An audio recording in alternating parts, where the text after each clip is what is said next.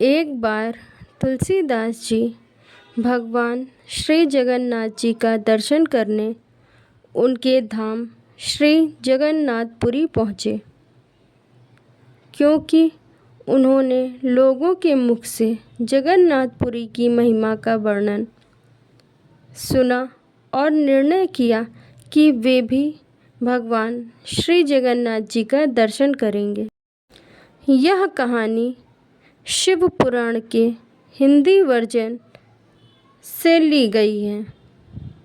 जब तुलसीदास जी प्रभु के धाम पहुँचे तो वे भी काफ़ी समय तक लाइन में खड़े हुए। काफ़ी समय बाद जब तुलसीदास जी ने श्री जगन्नाथ जी की मूर्ति का दर्शन किया तो उन्हें बड़ा पछतावा हुआ। वे बोले, ये मेरे प्रभु नहीं हो सकते, ये बिना हाथ पैर के गोल गोल आँखों वाले मेरे प्रभु नहीं हो सकते। यह सोचकर श्री तुलसीदास जी बहुत पछताने लगे और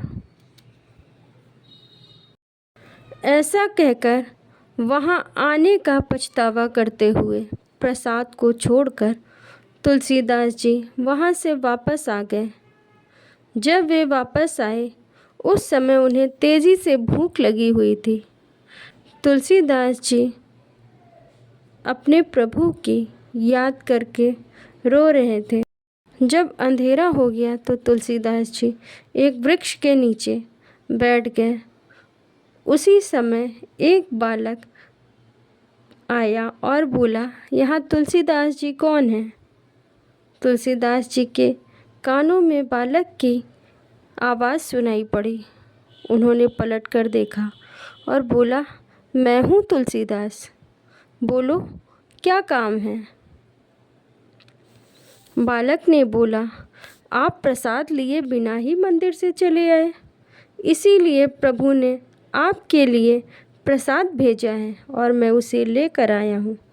तुलसीदास जी ने उस बालक को देखा और पुनः बोला, बिना हाथ पैर वाले और गोल गोल आँखों वाले मेरे प्रभु नहीं हो सकते और इसलिए इस जूठे भोजन का भोग मैं अपने प्रभु को नहीं लगा सकता।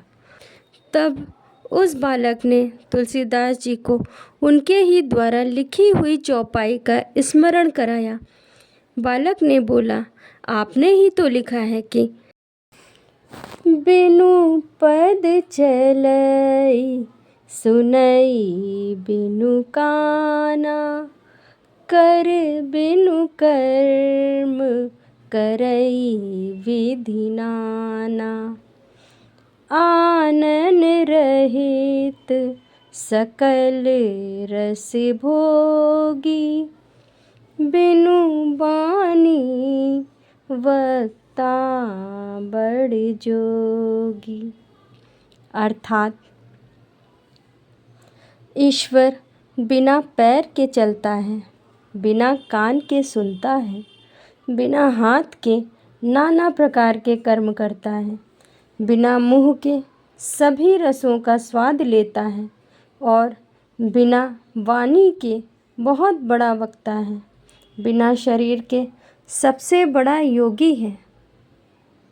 ऐसा सुनते ही स्वामी तुलसीदास जी के नेत्रों से अश्रु की धार बहने लगी।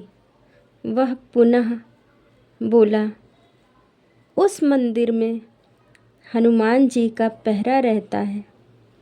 विभीषण जी रोज़ मेरे दर्शन करने आते हैं और सवेरे तुम भी मेरे दर्शन करने आना, मैं ही तुम्हारा राम हूँ। ये एक बालक अंतर्ध्यान हो गया।